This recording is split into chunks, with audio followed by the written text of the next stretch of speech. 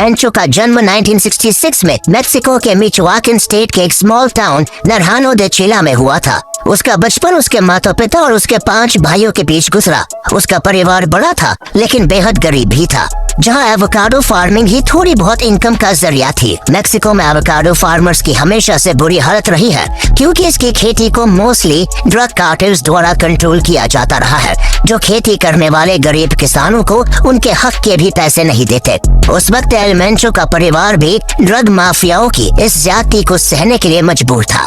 तब किसी को कहाँ पता था कि एक दिन इसी गरीब किसान परिवार का लड़का मेक्सिको का सबसे बड़ा ड्रग माफिया बन जाएगा। घर की खराब फाइनेंशियल कंडीशन के बीच एल मेंचो अपनी स्कूल की पढ़ाई भी पूरी नहीं कर सका और वो 5th ग्रेड में ही स्कूल छोड़कर छोटे मोटे कामों से अपनी फैमिली को फाइनेंशियली सपोर्ट करने लगा। इस छोटी सी उम्र में ही उसके अंदर एक बात घर कर गई थी कि उसे बहुत सारा पैसा कमाना है, चाहे उसके लिए उसे कुछ भी करना पड़े। इसी अमीर बनने की ख्वाहिश ने उसे क्राइम की दुनिया में धकेल दिया और मात्र 14 साल की उम्र में वो ड्रग माफियाओं के लिए मैरिजुआना क्रॉप्स की देखरेख करने लगा। लेकिन ये सब करके आखिर कितना पैसा कमाया जा सकता था?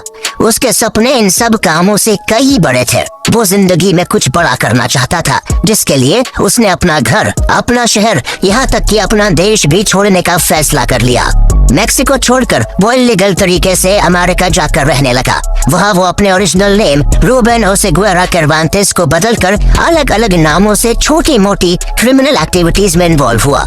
इन्हीं गैर कानूनी कामों के चलते साल 1986 में उसका सामना पुलिस से होता है, जब चोरी करने और एक लोडेड बंदूक रखने के जुर्म में उसे सैन फ्रांसिस्को पुलिस ने अरेस्ट कर लिया। लेकिन एल मेंचो उसके बाद भी नहीं रुका और उसने यहाँ से रिहा होने के बाद मेक्सिको और अमेरिका के बॉर्डर को बार बार इलीगली क्रॉस कर ड्रग माफियाओं के लिए ड्रग स्मगल करना शुरू कर दिया।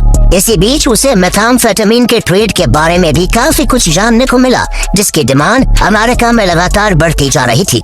ये एल मेंचो की जिंदगी का ड्रग्स कैटेगरीज और ड्रग वर्ल्ड के फंक्शन के बारे में एक्सप्लोर करने का फेज था। लेकिन इस बीच 1989 में उसे एक बार फिर पुलिस के हत्थे चढ़ना पड़ा, जब उसे ड्रग्स बेचने की वजह से सैन फ्रांसिस्को में अरेस्ट कर लिया गया। उसे कई महीने जेल में रखने के बाद वापस मेक्सिको डिपोर्ट कर दिया।